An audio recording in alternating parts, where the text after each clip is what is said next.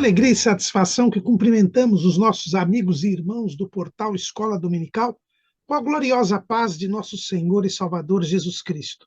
Estamos dando início a mais uma pré-aula, esta ferramenta que o portal Escola Dominical disponibiliza no início da semana, para que os irmãos possam melhor preparar a sua aula da Escola Bíblica Dominical. Leiam a revista das lições bíblicas, assistam a esta pré-aula, leiam o texto de apoio de nossa autoria, publicado no portal Escola Dominical, portalebd.org.br. Alguns irmãos reclamam que não conseguem seguir o roteiro da aula porque é diferente da revista. A proposta do portal Escola Dominical é dar subsídios complementares aos irmãos. Os irmãos já leram a revista, os irmãos têm até a videoaula do comentarista do trimestre. Portanto, o nosso objetivo aqui é trazer subsídios complementares para que os irmãos possam melhor preparar a sua aula da Escola Bíblica Dominical. Então, para não se perder, nós aconselhamos que os irmãos acompanhem os slides, pelo menos os slides do nosso texto de apoio, que nós seguimos este slide para fazermos esta pré-aula. Durante a semana, se não tiver alguma dúvida, poste a sua pergunta na sala dos professores do portal Escola Dominical, portalebd.org.br. Lá no portal, nós disponibilizamos também 5 ou 6 textos a respeito desta mesma lição, além de textos, videoaulas de todas as faixas etárias do currículo da Casa Publicadora das Assembleias de Deus e de outros currículos de escola dominical. No sábado à noite, às 19 horas, horário de Brasília, o irmão é nosso convidado para assistir à transmissão ao vivo do estudo preparatório dos professores e amigos da Escola Bíblica Dominical, da Igreja Evangélica Assembleia de Deus, Ministério do Belém, na sede aqui em São Paulo. Essa reunião se realiza no Templo Antigo, na Rua Conselheiro Cotegipe 273, no bairro do Belenzinho. O irmão é nosso convidado. Todos estão, há uma reunião aberta a todos os que amam o estudo da Palavra de Deus. Durante a semana também disponibilizamos comentários breves em áudio das leituras diárias sugeridas na revista das lições bíblicas. O irmão terá um momento devocional que é essencial para a nossa vida espiritual. Nós estamos estudando nesse trimestre sobre o avivamento e o momento de uma leitura devocional da Palavra de Deus diariamente é essencial para que nós nos mantenhamos avivados. E também, e aí os irmãos também angariarão informações a respeito da lição da Escola Bíblica Dominical. Mas tudo isso é a preparação da Escola Bíblica Dominical. Ela somente se realiza quando o povo do Senhor, no dia do Senhor, vai à casa do Senhor para estudar a palavra do Senhor. Neste primeiro trimestre de 2023, nós estamos estudando o tema Aviva a Tua Obra, o chamado das Escrituras ao quebrantamento e ao poder de Deus. Estamos falando sobre o avivamento espiritual, a necessidade do avivamento espiritual. E o nosso comentarista é o pastor Elinaldo Renovato de Lima, que é o pastor presidente das Assembleias de Deus em Parnamirim, no estado do Rio Grande do Norte. E hoje estaremos terminando o primeiro bloco do trimestre com a lição de número 3, o avivamento em o Novo Testamento. Nós estamos fazendo uma visão panorâmica do avivamento na Bíblia Sagrada. Na lição passada, nós vimos o avivamento no Antigo Testamento. Vimos como no povo de Israel, o povo de Deus da Antiga Aliança, Deus movimentou o povo, criou movimentos para que houvesse um avivamento espiritual. E hoje nós vamos ver o avivamento em o Novo Testamento, né? Nas páginas do Novo Testamento. Então, vamos falar sobre o avivamento em o Novo Testamento. Lembrando que nós estamos falando de Antigo Testamento, Novo Testamento, as duas partes da Bíblia Sagrada. né? Então, no Novo Testamento, em o Novo Testamento, nós vamos primeiramente ver o primeiro avivamento que nós vemos em o Novo Testamento, é o avivamento empreendido por João Batista. João Batista, ele foi o último profeta da lei. O próprio Jesus nos ensina isso. Lá no Evangelho segundo Lucas, capítulo 16, versículo 16, Jesus diz: a lei e os profetas duraram até João. Desde então é anunciado o reino de Deus e todo homem emprega força para entrar nele. Nós terminamos a lição passada falando da delicadíssima situação espiritual em que se encontrava o povo judeu, o povo de Israel. E havia uma indiferença do povo com relação às coisas de Deus. E isso foi denunciado pelo profeta Malaquias. O profeta Malaquias, que foi o último profeta nesta sequência ininterrupta de profetas que começou com Samuel. Malaquias é levantado pelo Senhor para denunciar esta indiferença do povo. O povo não dava valor às coisas de Deus, sacrificava animais defeituosos, os sacerdotes não tomavam conta das suas próprias famílias, divorciando-se à torto e à direito. Não havia preocupação em entrega dos dízimos à casa do Senhor. Havia uma completa indiferença para com as coisas de Deus. E Deus, então, se cala. Deus não levanta mais nenhum profeta durante 400 anos. Israel estava sob o domínio dos persas, depois passou para o domínio dos gregos, com Alexandre o Grande, que dominou o Império Persa. Alexandre morre muito cedo, o seu império é dividido entre os seus 4 generais.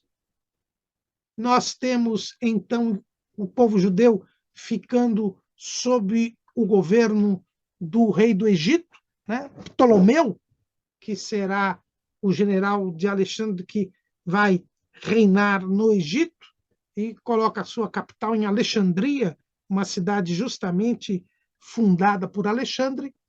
Depois de um tempo, os judeus passam do reino do Egito para o reino da Síria.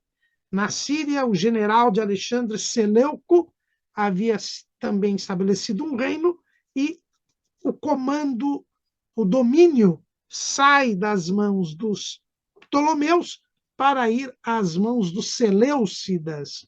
E durante, inclusive, o reinado de um destes Seleucidas, Antíoco IV, houve uma cruel perseguição contra os judeus, porque Antíoco IV teria eliminado a religião judaica. Os judeus se rebelam sob o comando de Judas Macabeu e até conseguem sua independência política, que logo em seguida, porém, cai porque Roma domina a região. Israel estava esperando o Messias, mas sem nenhum profeta. A situação era extremamente delicada. Deus, porém, havia feito uma promessa. Lá em Malaquias, capítulo 4, versículo 4, o profeta diz: lembrai-vos da lei de Moisés, meu servo, ao qual lhe mandei em Horebe para todo Israel, a qual são os estatutos e juízos. Eis que eu vos envio o profeta Elias, antes que venha o dia grande e terrível do Senhor, e converterá o coração dos pais aos filhos e o coração dos filhos a seus pais, para que eu não venha e fira a terra com maldição. Então aqui termina o Antigo Testamento com uma maldição. termina o Antigo Testamento com uma promessa de Deus de que mandaria um profeta antes que viesse o dia grande e terrível do Senhor. E este profeta veio. Este profeta era João Batista. João Batista, que era filho de Zacarias e de Isabel, que desde o ventre foi cheio do Espírito Santo. Veja que quando Isabel estava grávida, com seis meses de gravidez, foi visitada por Maria, que também já tinha engravidado por obra e graça do Espírito Santo, para dar à luz a Jesus. E quando Maria chega para visitar Isabel, Isabel é cheia do Espírito Santo, o menino que estava em seu ventre, João, também é cheio do Espírito Santo. Isabel profetiza e anuncia que Maria era mãe do Salvador. Quando João Batista nasce, Zacarias, seu pai, que havia ficado mudo porque não crera na mensagem que o próprio anjo Gabriel trouxe quando ele oferecia incenso no lugar santo do templo, avisando que ele teria um filho, Zacarias não crê, fica mudo, mas ele volta a falar quando a criança é circuncidada no seu 8º dia. E aí Zacarias também profetiza a respeito de João e do Messias que estava para vir. O Espírito Santo começava a agir novamente. E agora levanta este profeta, que é João Batista. Veja que este Elias de que fala o profeta Malaquias é o próprio João Batista. Veja que Jesus nos fala a respeito disto, né? Confirmando que este Elias, que os judeus esperam até hoje, na verdade já veio, é João Batista. Veja lá em Mateus, capítulo 17, versículo 10. E os seus discípulos o interrogaram, dizendo: por que dizem então os escribas que é mister que Elias venha primeiro? E Jesus respondendo disse-lhes: em verdade, Elias virá primeiro e restaurará todas as coisas. Mas digo-vos que Elias já veio e não o conheceram, mas fizeram-lhe tudo o que quiseram. Assim farão eles também padecer o Filho do Homem. Então entenderam os discípulos que lhes falara de João Batista. Então este Elias que viria é João Batista. Depois de 400 anos de silêncio profético, João Batista surge e chama o povo ao arrependimento. O último avivamento do tempo da lei, porque Jesus e João Batista nasceram debaixo da lei. Veja o que está escrito lá em Gálatas, capítulo 4, versículo 4. Mas vindo a plenitude dos tempos, Deus enviou seu filho, nascido de mulher, nascido sob a lei.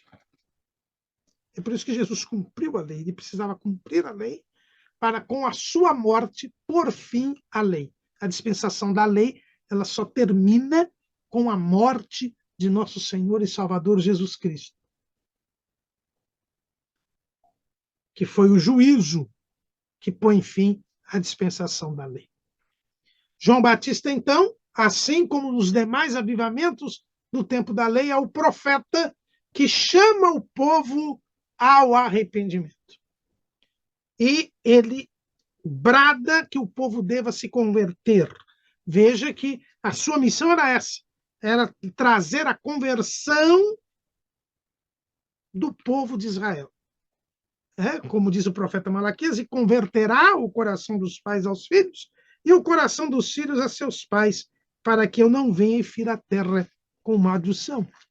Então, era necessário que o povo se arrependesse para receber o Messias. Era esta a mensagem de João. O Messias está chegando e vocês precisam se arrepender dos seus pecados para poder receber o Messias. Veja a mensagem de João Batista, lá em Mateus, capítulo 3, versículo 1. E naqueles dias apareceu João Batista pregando no deserto da Judéia, dizendo: arrependei-vos, porque é chegado o reino dos céus.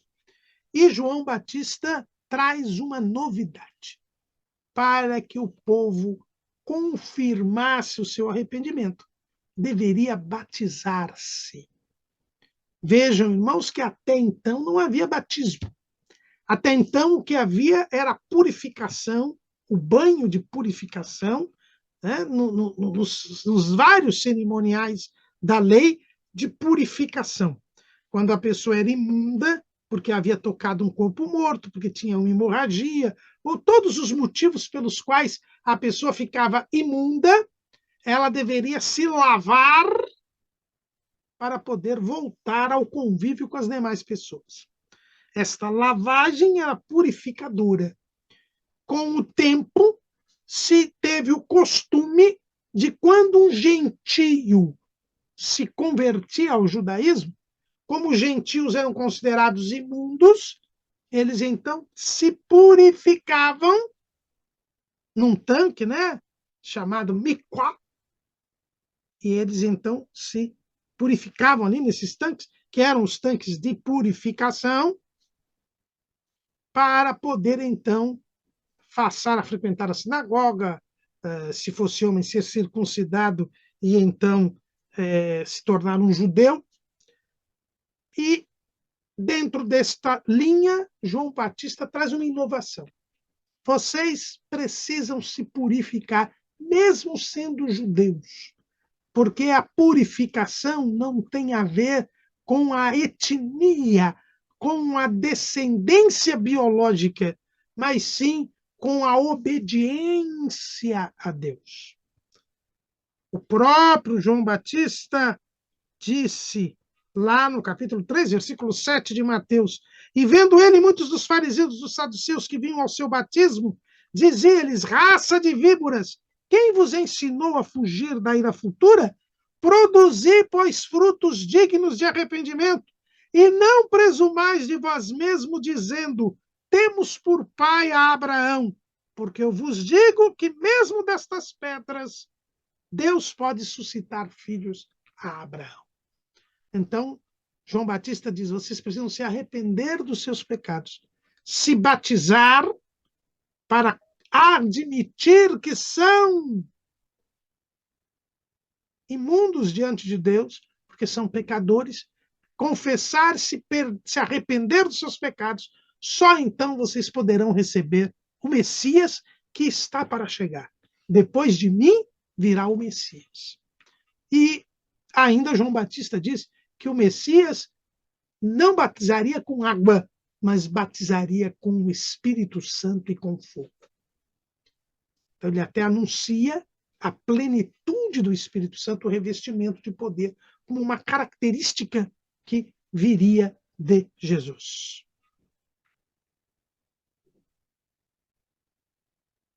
Era este o objetivo do batismo de João, trazer o povo ao arrependimento.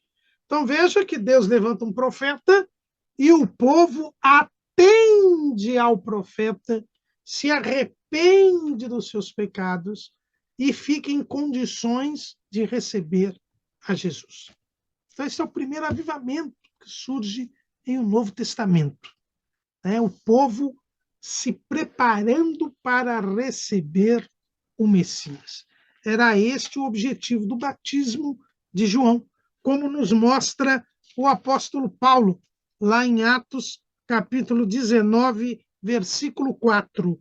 Mas Paulo disse: certamente João batizou com o batismo do arrependimento, dizendo ao povo que cresce no que após ele havia de vir, isto é, em Jesus Cristo.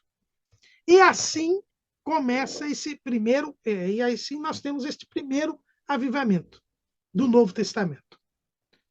João está batizando quando Jesus aparece para ser batizado por ele. E João, como era um homem cheio do Espírito Santo, desde o ventre de sua mãe, ele reconhece em Jesus o Messias. E não quer batizar a Jesus, porque Jesus não tinha pecados para se arrepender. Mas Jesus diz a João que era necessário ele ser batizado para que se cumprisse toda a justiça. Jesus haveria de assumir o lugar do pecador. E ao assumir o lugar do pecador, Jesus, logo no início do seu ministério, no seu batismo, ele já assume o lugar do pecador. Nós não iremos aqui, o nosso comentarista até trata do avivamento nos evangelhos, mas a nossa próxima lição é para estudar o ministério avivado de Jesus. Então, para não sermos repetitivos, nós vamos deixar a análise do avivamento espiritual nos evangelhos, porque os evangelhos eles reproduzem o ministério de nosso Senhor e Salvador Jesus Cristo. Né? Os evangelhos são os livros que registram o ministério de Jesus, a vida de nosso Senhor e Salvador Jesus Cristo sobre a face da terra. Então, nós vamos deixar para a próxima aula a respeito do avivamento no ministério de Jesus. Mas, desde já, podemos dizer que Jesus, quando sai do batismo, ele já sai das águas do batismo no Rio Jordão, ele já sai cheio do Espírito Santo. Lucas 4, versículo 1. E Jesus, cheio do Espírito Santo, voltou do Jordão e foi levado do Espírito ao deserto. No batismo de Jesus, o Espírito Santo desce sobre Jesus na forma de uma pomba. Jesus é o profeta por excelência, porque é o próprio Deus que se faz homem. É o próprio Deus que traz a mensagem sua para o homem. Tudo quanto Deus haveria de revelar ao homem, revela por Jesus. É por isso que o escritor aos Hebreus, ele diz, no capítulo 1, versículo 1, havendo Deus antigamente falado muitas vezes e de muitas maneiras aos pais pelos profetas, a nós falou-nos nestes últimos dias pelo Filho. O próprio Jesus é o profeta por excelência. É o profeta como Moisés. Porque todos os profetas, eles eram inferiores a Moisés neste aspecto da transmissão da revelação. Por quê? Lá em Números, capítulo 12, o Senhor fala a este respeito. Números, capítulo 12, versículo 6. E disse: ouvi agora as minhas palavras. Se entre vós houver profeta, eu, o Senhor, em visão, a ele me farei conhecer, ou em sonhos falarei com ele. Não é assim com o meu servo Moisés, que é fiel em toda a minha casa. Boca a boca falo com ele, e de vista e não por figuras, pois ele vê a semelhança do Senhor. Por que, pois, não tivesses temor de falar contra o meu servo, contra Moisés? Então Moisés falava a Deus boca a boca e não em figuras, não em visões, de forma direta. Moisés disse que haveria de surgir um profeta da mesma maneira. Veja lá em Deuteronômio, capítulo 18, versículo 18. Eis que lhe suscitarei um profeta do meio de seus irmãos, como tu, e porei as minhas palavras na sua boca, e ele lhes falará tudo o que eu lhe ordenar. Então, também aqui haveria alguém que falaria de forma direta com Deus, boca a boca com Deus, e transmitiria isto para o povo, assim como Moisés fez. E este profeta é Jesus. O próprio Jesus disse lá em João, capítulo 15, versículo 15: já vos não chamarei servos, porque o servo não sabe o que faz o seu senhor, mas tenho-vos chamado amigos, porque tudo quanto ouvi de meu Pai vos tenho feito conhecer. Então, Jesus, que é Deus, que convive com o Pai e o Espírito Santo desde a eternidade, ele traz ao mundo tudo aquilo que deveria ser revelado ao homem para a sua salvação. Ele é o profeta por excelência. É por isso que ele tem a plenitude do Espírito Santo. E quando ele fala ao povo de Israel, quando ele prega o evangelho, ele traz a mensagem de Deus e conclama o povo ao arrependimento na plenitude do Espírito Santo. Então, o ministério de Jesus é o avivamento por excelência, o avivamento espiritual. Mas, apesar de Jesus ter vindo ao mundo, ter pregado as ovelhas perdidas da casa de Israel, ter trazido tudo quanto havia ouvido do seu Pai para o povo não o recebeu. Conforme escreveu João, capítulo 1, versículo 11, veio para o que era seu, e os seus não o receberam. Mas a todos quantos o receberam, deu-lhes o poder de serem feitos filhos de Deus, aos que creem no seu nome. A mensagem foi trazida a Israel. O profeta, como Moisés, surge e traz a mensagem de Deus para o povo, confirmada com sinais, prodígios e maravilhas. Mas o povo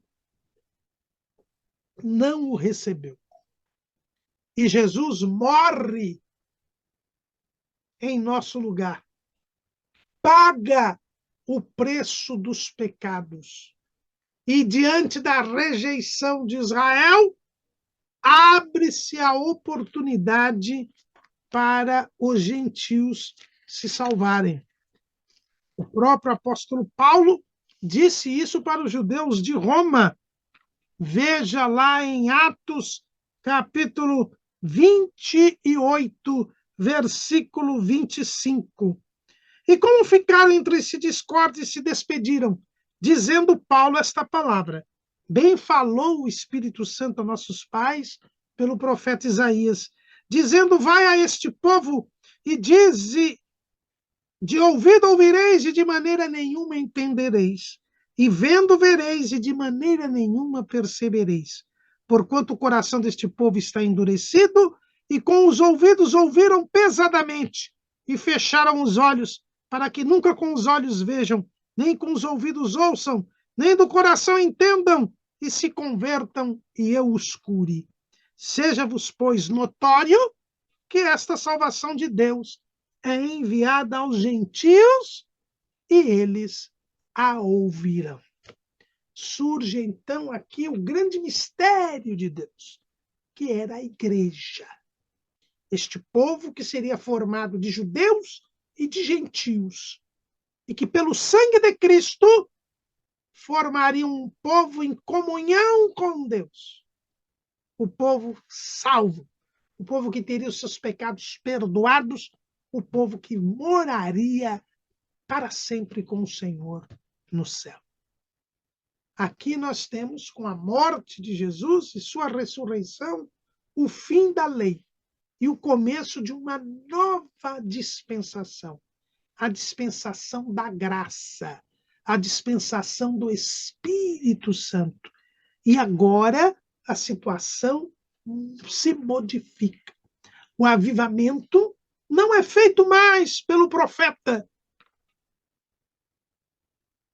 Não. Agora, as pessoas que creem em Jesus, elas passam a ser morada de Deus no Espírito, templo do Espírito Santo. O Espírito Santo vem morar, habitar naquele que crê em Jesus. O próprio Jesus havia dito isso. Lá no Evangelho segundo escreveu João, capítulo 5, aliás, capítulo 7, versículo 38. Quem crê em mim, como diz a Escritura, rios de água viva correrão do seu ventre. E isso disse ele do Espírito, que haviam de receber os que nele crescem, porque o Espírito Santo ainda não fora dado, por ainda Jesus não ter sido glorificado. O próprio Jesus disse aos discípulos que eles seriam morada do Espírito Santo. Evangelho segundo escreveu João, capítulo 14, versículo 16. E eu rogarei ao Pai, e ele vos dará outro consolador, para que fique convosco para sempre. O Espírito da verdade, que o mundo não pode receber, porque não o vê nem o conhece. Mas vós o conheceis, porque habita convosco e estará em vós. Não vos deixarei órfãos, voltarei para vós. Então, com a morte e a ressurreição de Jesus, tirado o pecado do mundo, porque, como disse João Batista, Jesus era o Cordeiro de Deus que tira o pecado do mundo. Quem crê em Jesus, o seu pecado é tirado. Tirado o pecado, ele fica sem pecado. E o Espírito Santo vem morar nele. Então, agora, o avivamento espiritual, ele não depende de um profeta que seja levantado para trazer o povo ao arrependimento. Agora, cada salvo, cada pessoa que crê em Jesus, ele tem o Espírito Santo. Ele é morada do Espírito Santo.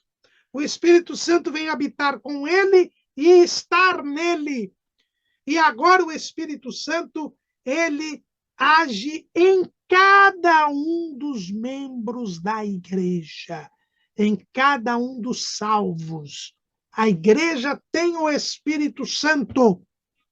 A igreja agora age continuando a obra de Jesus. O povo em que Deus agirá agora não é mais Israel, que rejeitou a Jesus. Agora Deus vai operar na igreja. A igreja é este povo formado de judeus e de gentios, que pelo sangue de Cristo agora está em comunhão com Deus.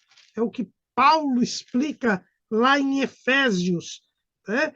Quando ele diz assim, capítulo 2, versículo 16, e pela cruz reconciliar ambos com Deus em um corpo, matando com ela as inimizades. E vindo ele evangelizou a paz a vós que estáveis longe e aos que estavam perto, porque por ele ambos temos acesso ao Pai em um mesmo Espírito. Por isso, no próprio domingo da ressurreição, Jesus glorificado, ele já transmite o Espírito Santo, dá o Espírito Santo aos seus discípulos. Lá no Evangelho segundo escreveu João, capítulo 20, no versículo 19 está escrito: chegada, pois, a tarde daquele dia, o primeiro da semana, e cerradas as portas onde os discípulos, com medo dos judeus, se tinham ajuntado, chegou Jesus e pôs-se no meio e disse-lhes: paz seja convosco. E no versículo 22 está escrito: e havendo dito isto, assoprou sobre eles e disse-lhes: recebei o Espírito Santo. Paulo explica bem isto lá em Efésios, capítulo 1, versículo 13. Em quem também vós estáis? Em Jesus. Depois que ouvistes a palavra da verdade, o evangelho da vossa salvação, e tendo nele também crido, fostes selados com o Espírito Santo da promessa.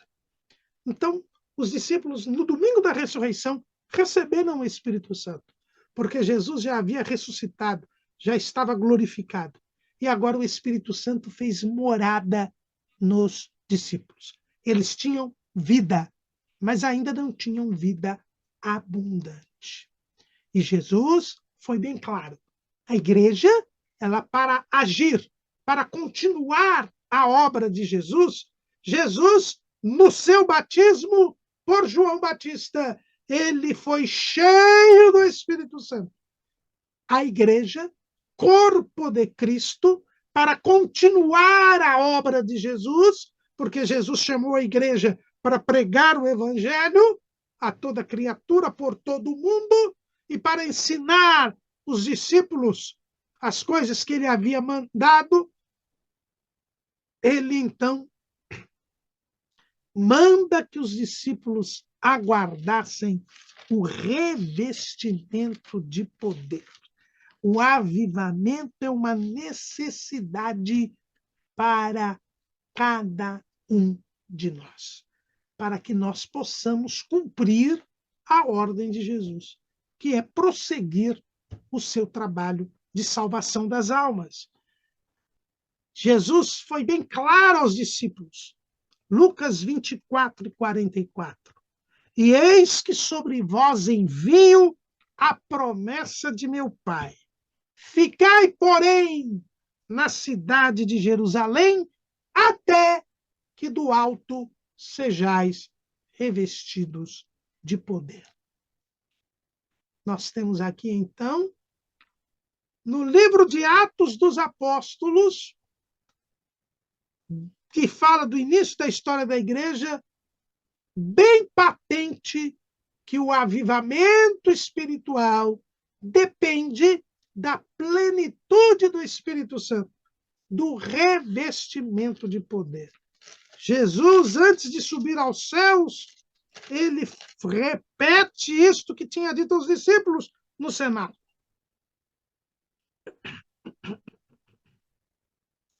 Capítulo 1, versículo 4 de Atos. E estando com eles, determinou-lhes que não se ausentassem de Jerusalém, mas que esperassem a promessa do Pai, que disse ele: de mim ouvistes.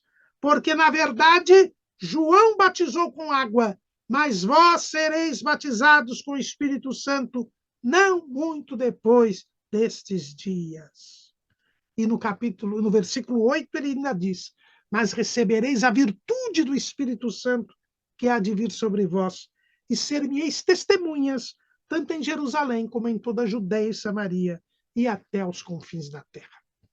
Então, Jesus nos mostra que o avivamento na igreja começa primeiro com a vida.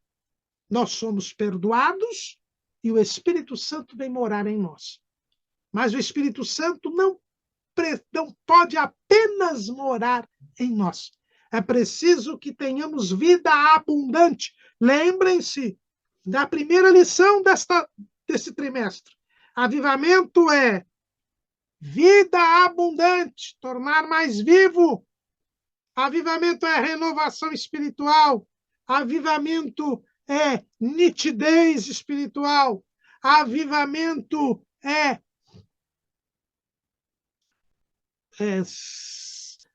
ser fervor espiritual, agilidade espiritual.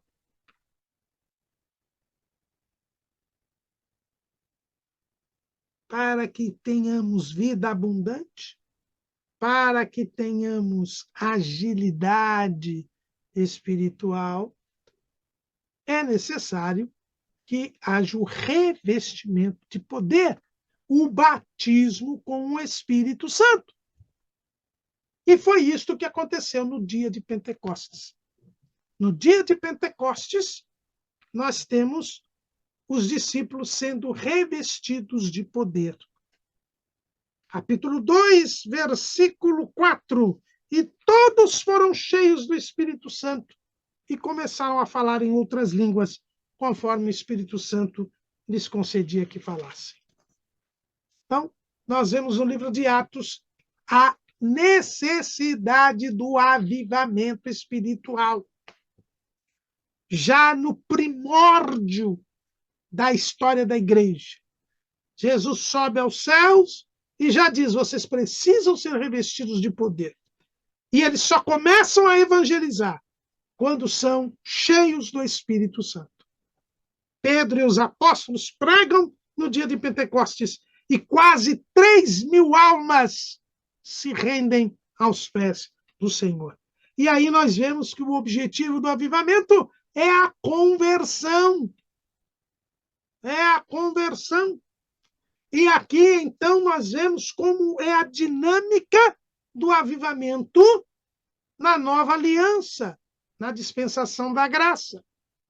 É o Espírito Santo sendo derramado nos salvos, e os salvos pregando o evangelho e almas sendo ganhas para o reino de Deus.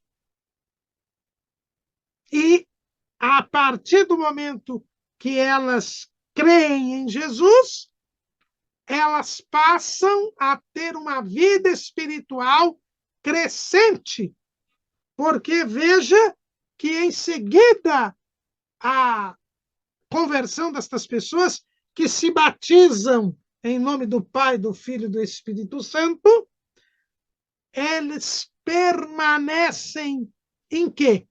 Atos 2:42. E perseveravam na doutrina dos apóstolos, e na comunhão, e no partir do pão, e nas orações. Também não iremos aqui nos deter neste aspecto, porque haverá uma lição em que vamos falar do avivamento na vida da igreja. Então, iremos ali explicar. Aqui hoje nós estamos fazendo a visão panorâmica, como o avivamento aparece nas Escrituras, e hoje em um Novo Testamento. Então, no dia de Pentecostes, nós vemos a nova dinâmica do avivamento. O avivamento se dá na igreja, através de súplicas e oração, da busca do poder de Deus por parte dos discípulos. Eles são cheios do Espírito Santo, pregam o evangelho e as almas se convertem. E ao se converterem, elas são colocadas na igreja e colocadas no corpo de Cristo. Elas perseveram na doutrina dos apóstolos, no partir do pão, na comunhão e nas orações. E o resultado é que há uma retroalimentação. Em razão desta perseverança na doutrina dos apóstolos, na comunhão, no partir do pão e nas orações, há novas conversões. Mas não é só isso.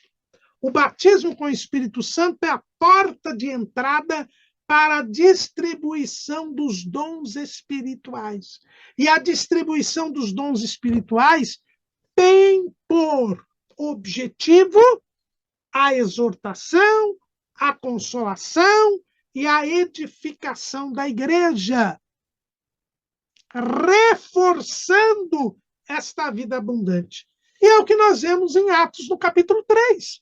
No capítulo 3, Pedro e João iam ao templo à hora da oração. Vejam que o povo se reunia no alpendre de Salomão, que era lá no templo de Jerusalém. O povo orava, o povo buscava a Deus, o povo aprendia a palavra de Deus, os discípulos, os apóstolos, eles se dedicavam ao ministério da palavra e à oração. O povo estava todo unido, orando, jejuando, estudando a palavra, pregando o evangelho, e Deus revestindo de poder e dando os dons espirituais. Pedro e João curam aquele coxo da porta formosa do templo. Isso causa um alvoroço muito grande, e o resultado é a salvação de quase 5.000 almas. Nós vemos aqui, então, o avivamento também resultando em sinais, prodígios e maravilhas. Veja que esta era uma constante na vida dos apóstolos. Atos 2, e 43, em cada alma havia temor, e muitas maravilhas e sinais se faziam pelos apóstolos. Lá em Atos, capítulo 5, versículo 12. E muitos sinais e prodígios eram feitos entre o povo pelas mãos dos apóstolos. Ainda no capítulo 6, nós vemos que não só os apóstolos, mas até mesmo outros crentes faziam sinais e maravilhas. Estevão, que era diácono, capítulo 6, versículo 8. E Estevão, cheio de fé e de poder, fazia prodígios e grandes sinais entre o povo. Então, nós vemos que esta é a realidade do avivamento espiritual. A igreja como um todo, buscando a Deus, orando, meditando nas Escrituras, jejuando, recebendo o revestimento de poder, recebendo dons espirituais e realizando sinais, prodígios e maravilhas. É esta a realidade que nós vamos encontrar na igreja de Jerusalém, que é retratada aqui no livro de Atos dos Apóstolos. Mas o avivamento, e aqui nós temos um fator novo em relação ao avivamento do Antigo Testamento, o avivamento trouxe também dois fatores negativos, ou aparentemente negativos. Em primeiro lugar, a perseguição. Por que a perseguição que não havia no Antigo Testamento? Porque no Antigo Testamento, o profeta se levantava, o povo se arrependia, a liderança do povo aceitava o chamado de Deus e todos se convertiam. E havia um avivamento espiritual. O povo voltava a cumprir a lei, porque as lideranças vinham junto no avivamento. O povo de Israel era um povo deste mundo, mas a igreja é um povo que não é deste mundo. Ela não tem o poder político, ela não tem o comando do governo. E o que acontece é que a igreja é hostilizada. Jesus disse que o mundo odiaria a igreja.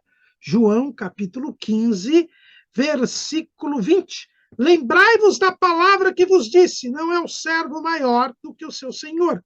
Se a mim me perseguiram, também vos perseguirão a vós. A perseguição, ela aumenta quando há um avivamento. Porque o avivamento espiritual, ele aumenta a força da igreja na sua luta contra o maligno. E o mundo está no maligno.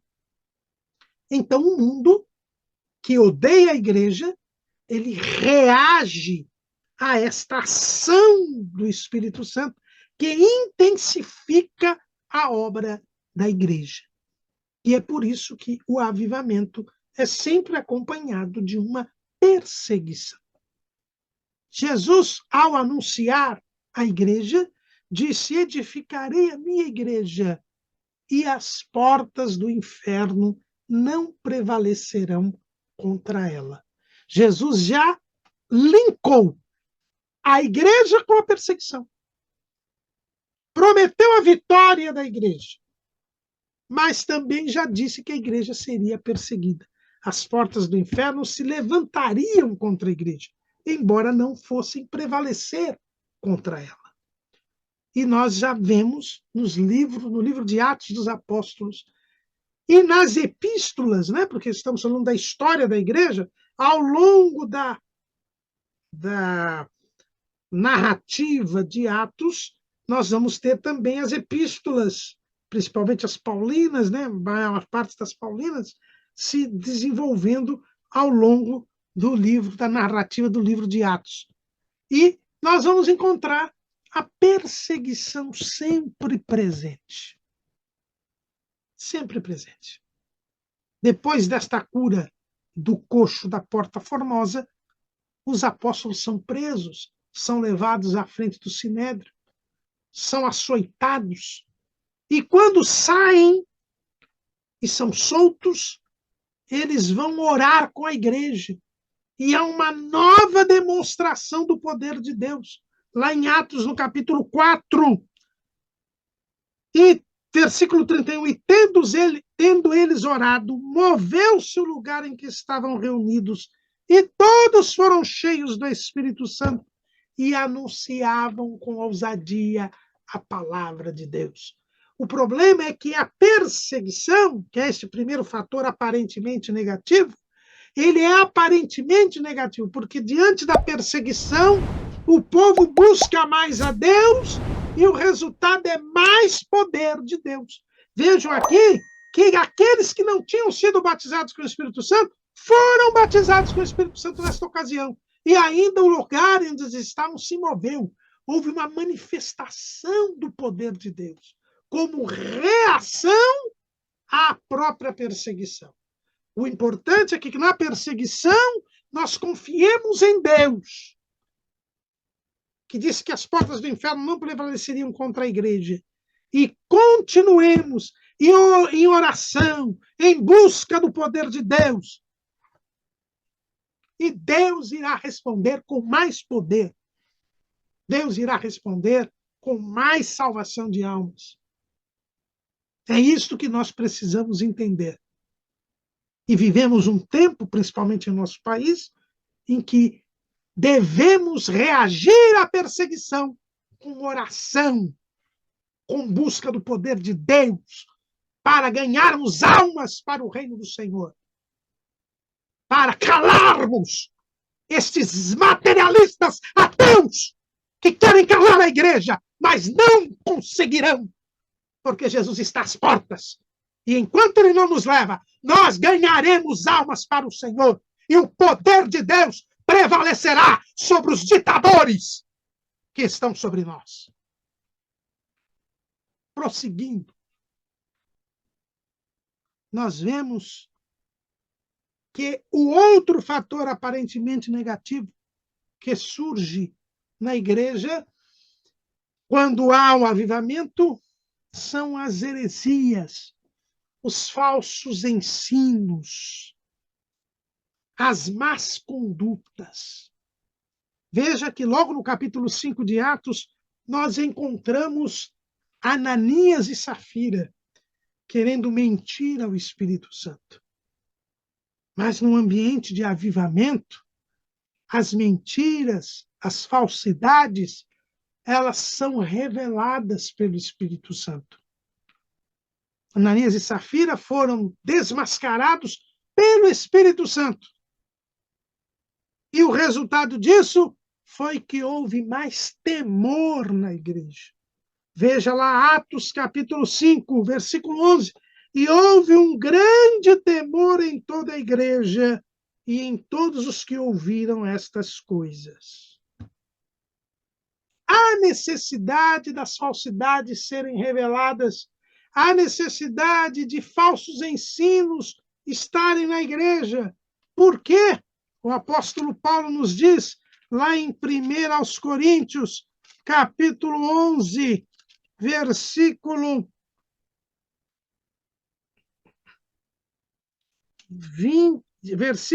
19. E até importa que haja entre vós heresias, para que os que são sinceros se manifestem entre vós. Veja que as heresias, os falsos ensinos, Deus permite que eles sejam introduzidos na igreja para que haja a revelação dos sinceros, para que os falsos sejam desmascarados e deixem de prejudicar a obra de Deus. Então, esses dois fatores negativos que aparecem no avivamento são mostrados aqui no livro de Atos. Né? Os falsos, as falsidades, as heresias, que são manifestados para que haja um aumento do temor. E a perseguição, que é permitida para que a igreja possa se dedicar ainda mais na busca do poder de Deus. Vejam que, quando houve a perseguição liderada por Saulo, a partir da morte de Estevão, o primeiro martírio, que foi a morte de Estevão, que também será um objeto de uma lição específica, por isso que nós não nos detemos neste aspecto. Isto se deu por quê? Porque o povo não estava cumprindo a ordem de Deus. Jesus disse: ser-me-eis testemunhas tanto em Jerusalém, quanto na Judéia e Samaria e até os confins da terra. Só que eles não saíam de Jerusalém.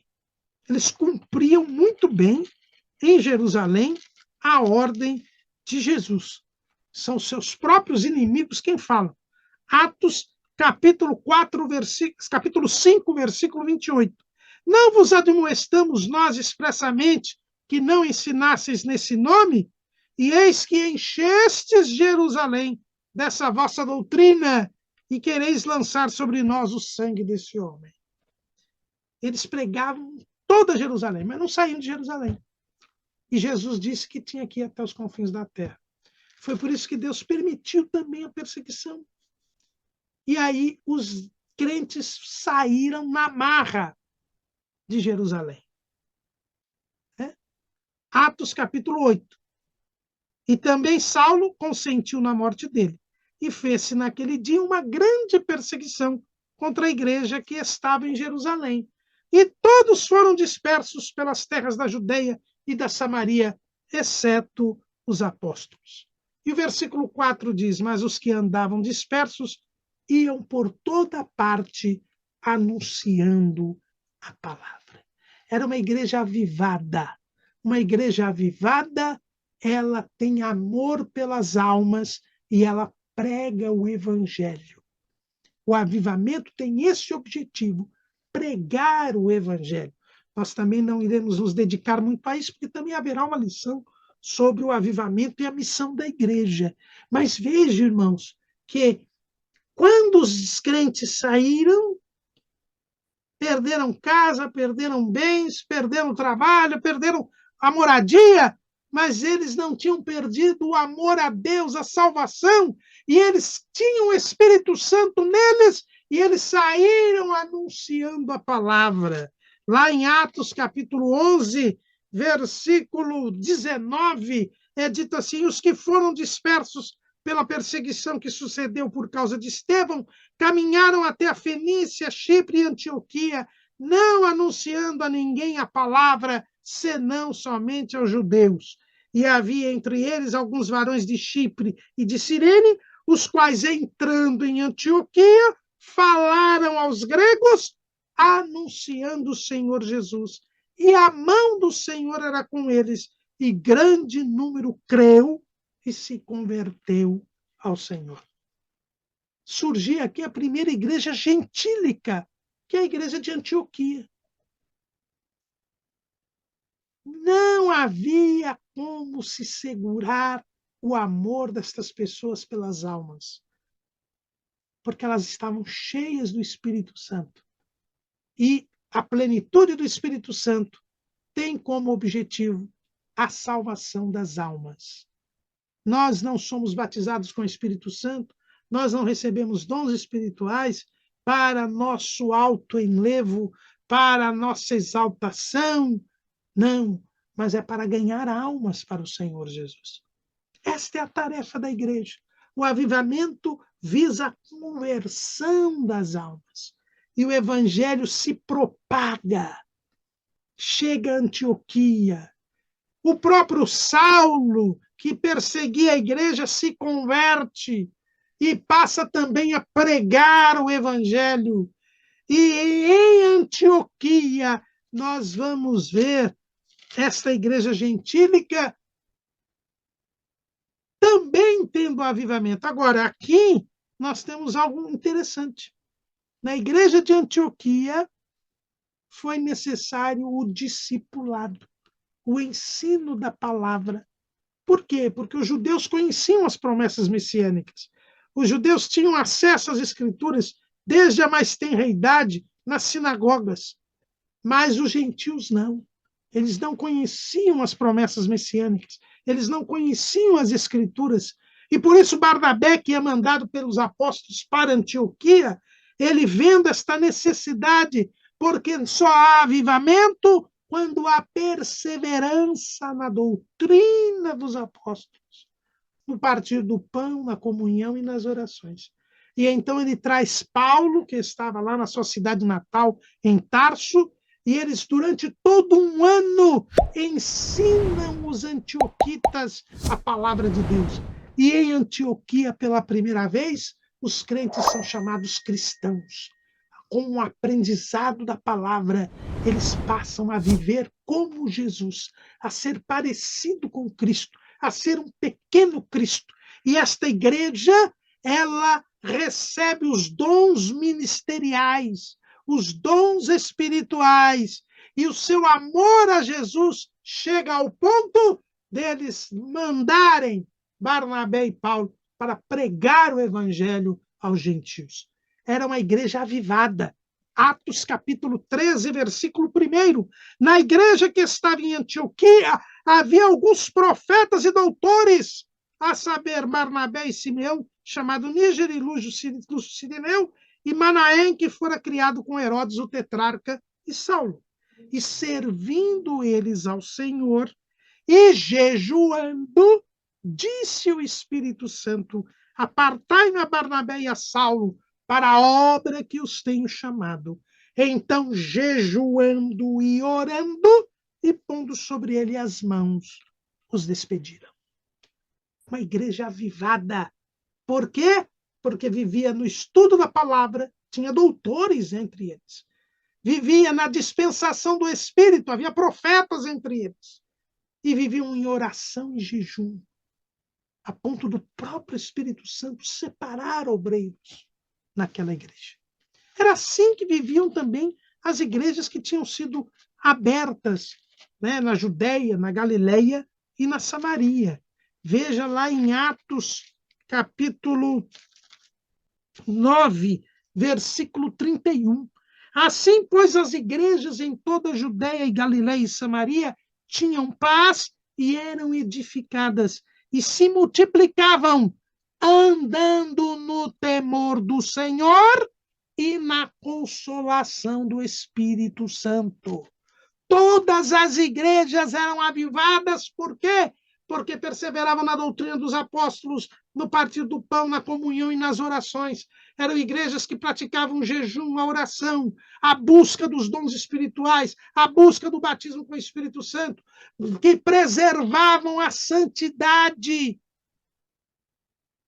andavam no temor do Senhor e na consolação do Espírito Santo. É assim que funciona o avivamento na dispensação da graça. O livro de Atos nos traz um modelo, e isso acontece em toda a história da igreja, e tem que acontecer na nossa igreja local, tem que acontecer em nós. Nós somos morada de Deus no Espírito, e devemos andar no Senhor e na consolação do Espírito Santo. Devemos buscar o poder de Deus, buscar o conhecimento das Escrituras, perseverar na doutrina dos apóstolos, na comunhão, no partir do pão e nas orações. E é esta a tônica que nós teremos nas igrejas que serão abertas pelo apóstolo Paulo nas suas viagens missionárias, quando nós vemos aqui em Atos e vemos também nas epístolas. As igrejas que caminhavam na doutrina, no partir do pão, nas orações. E, por fim, ao vermos as epístolas de João e de Pedro e o próprio livro do Apocalipse, que são de período posterior ao período registrado no livro de Atos, nós vamos perceber que aquilo continuava. E é interessante vermos que este quadro do período posterior ao livro de Atos dos Apóstolos, mas ainda dentro do período da escrita do Novo Testamento, nós temos um padrão no livro do Apocalipse, quando Jesus escreve as cartas às 7 igrejas da Ásia Menor. Nós teremos oportunidade também de estudar estas cartas quando falarmos do avivamento na história da igreja, mas veja que nasquelas 7 igrejas havia coisas que agradavam a Deus e coisas que desagradavam a nosso Senhor e Salvador Jesus Cristo. Das 7 cartas, em 2 delas, Deus não dá nenhuma censura. Jesus não faz nenhuma censura. As cartas à igreja de Esmirna e de Filadélfia. Em 4 delas, Jesus faz elogios e censuras. Éfeso, Tiatira, Pérgamo e Sardes. E em uma delas, Jesus não faz nenhum elogio, só censura, que é Laodiceia. E o que Jesus aprova é o que contribui para o avivamento. É o que contribui para a vida abundante, para o cumprimento da missão. O que Jesus desaprova é o que prejudica, o que precisa ser abandonado. E Jesus, quando censura, traz a solução, que é também o avivamento. Lembremos que o avivamento pode ser a renovação espiritual, o despertamento espiritual. A igreja de Éfeso, Jesus lamenta a perda do primeiro amor. Não é por acaso que Charles Finney, o grande estudioso do avivamento, diz que o avivamento é a retomada, a renovação do primeiro amor. A perda do primeiro amor exige um avivamento. Mas Jesus, ele elogia a igreja de Éfeso o seu trabalho e o seu zelo doutrinário. O serviço, que também é elogiado na igreja de Tiatira. Promove o avivamento. Trabalharmos na obra de Deus, incansavelmente, cada vez mais. Mas o contato com o pecado e com as falsas doutrinas sempre prejudica o avivamento. É o que nós vemos na igreja de Pérgamo, na igreja de Tiatira e na igreja de Sardes.